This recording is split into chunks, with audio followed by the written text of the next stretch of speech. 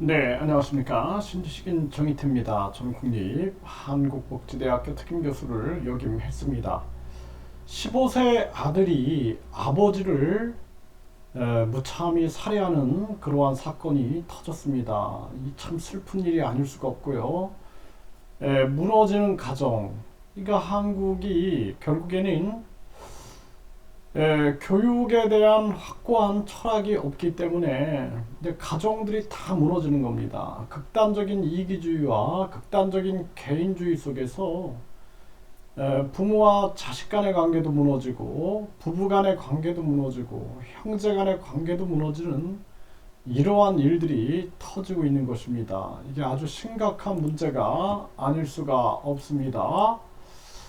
네, 15세 아들이 아버지를 살해했는데요. 가정 폭력 때문에 그랬다. 이렇게 얘기를 하고 있어요. 그래서 40대 남성이 숨져 있었고, 그리고 이 아버지를 시신을 싣고 친척 집에 가서 상의했다가 다시 이제 자택으로 돌아온 거죠. 네, 이러한 일이 터진 겁니다.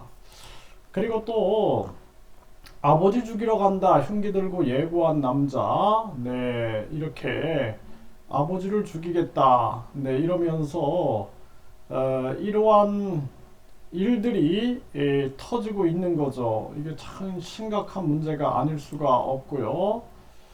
네, 어머니 폭행하는 모습에 아버지를 살해해 중학생이 구속은 면했다라는 건데요. 아버지를 이렇게 살해하는 사건이 터진 거죠.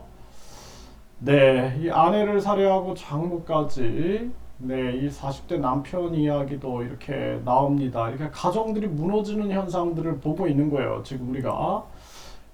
그래서 지금 이 한국 사회가 심각한 문제가 이걸 사회 현상으로 우리가 분석을 해서 해결을 하지 않으면 안 됩니다. 그래서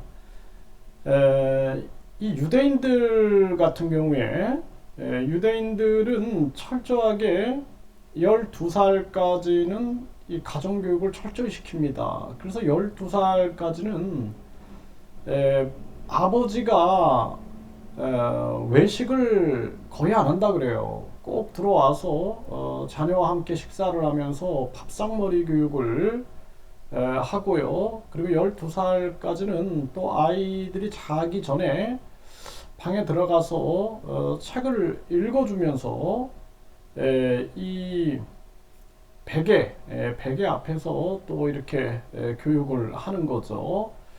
그리고 이제 13세면 성인이라고 인정하면서 그때부터는 아주 철저하게 독립된 이제는 그 신에게 이제 위탁을 하는 거죠. 그러면서 확고한 그러한 삶, 이제 부모의 손을 떠나서 너는 이제 신의 손으로 간다 이러면서 확고한 자립의 삶을 추진하게 도와주고 그 성인 시기에는 많은 친척들이 와가지고 이렇게 경력금을 준다라는 거죠. 근데 이게 사실상 유대인들한테는 한마디로 말해서 마치 유산을 떼어주는 것처럼 그렇게 해서 이제 그 돈을 불려나가면서 그러면서 경제적인 공부도 하고 경제적인 활동을 하게 되는 거죠. 그리고 유대인들은 뭉치는 거죠. 그래서 세 번까지 망해도 무이자로 이렇게 서로 돈을 빌려줘서 계속 도와주는 그런 문화가 있는 것입니다. 해외 나가면은 중국인들 화교라 그러죠. 이 화교들도 그렇게 이 화교상들 이들도 이렇게 뭉쳐가지고 소수에 이렇게 이자를 좀 받긴 하지만 서로 돈을 빌려주고 서로 뭉쳐 있다라는 건데요. 그런데 이제 한국은 지금 극단적인 개인주의와 이기주의로 흐르면서 해외 나가면은 한국인을 조심하라 이런 얘기를 종종 듣게 되고 그리고 그뿐만 아니라 심각한 문제는 이렇게 가정이 무너지는 것입니다. 그래서 이제 대한민국이 이렇게 된 이유는 결국에는 이 황금 만능주의, 그러니까 이 금전이 지배하는 사회죠. 네, 금전 제국주의, 완전히 이 돈을 맹신하는 그러한 사회가 되면서 부모와 자식 간의 그 소중한 가치가 무너져 가고 있는 것입니다. 그리고 이 모든 게 다 돈으로만 흐르는 거죠. 이 외모지상주의도 마찬가지죠.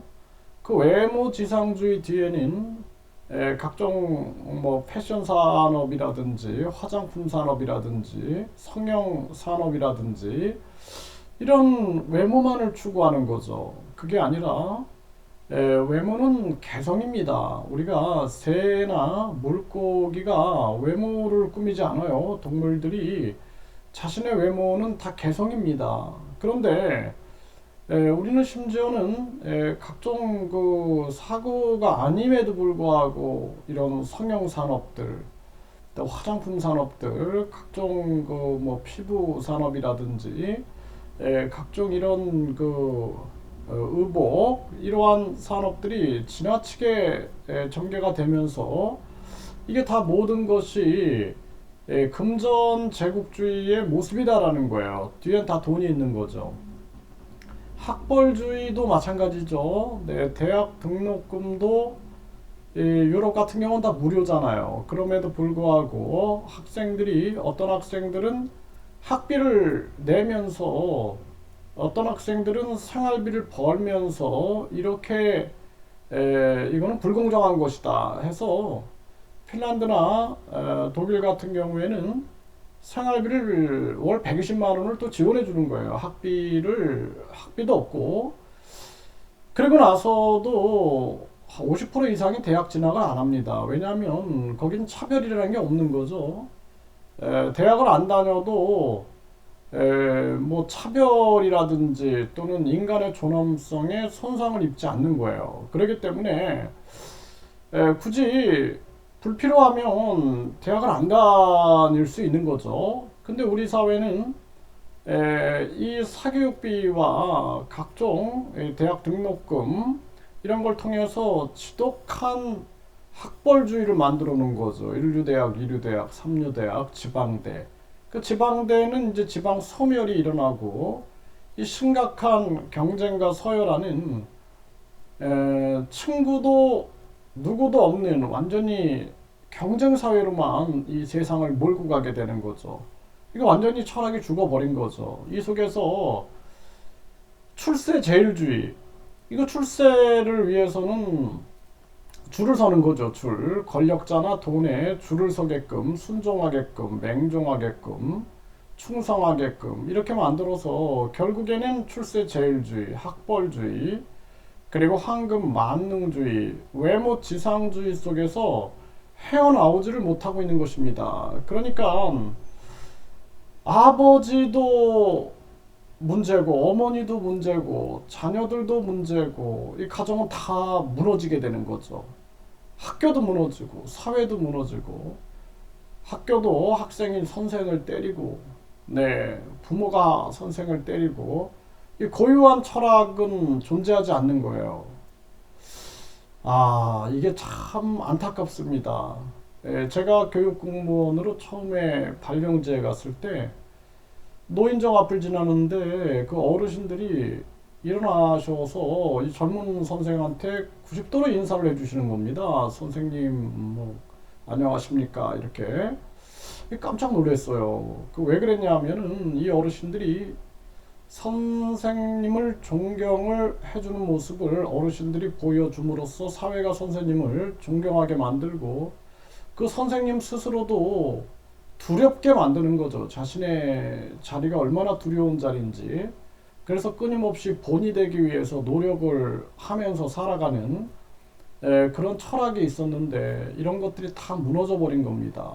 그래서 제가 그런 모습을 보고 또 도시 쪽으로 나와서 이 학교에서 근무할 때는 선생님들하고 학부모들이 운동회 끝나고 노래방에서 끌어안고 춤을 추고, 뿐만 아니라 교생들을 선생들이 끌어안고 춤을 추면서 성추행을 하고 이런 모습들을 보면서 이 사회가 결국에는 욕심과 이기심 그리고 금전을 추구하는 이 돈 귀신에 미쳐서 결국에는 모든 걸 다 잃어가고 있구나. 이 안타까운 생각들을 참 많이 했습니다.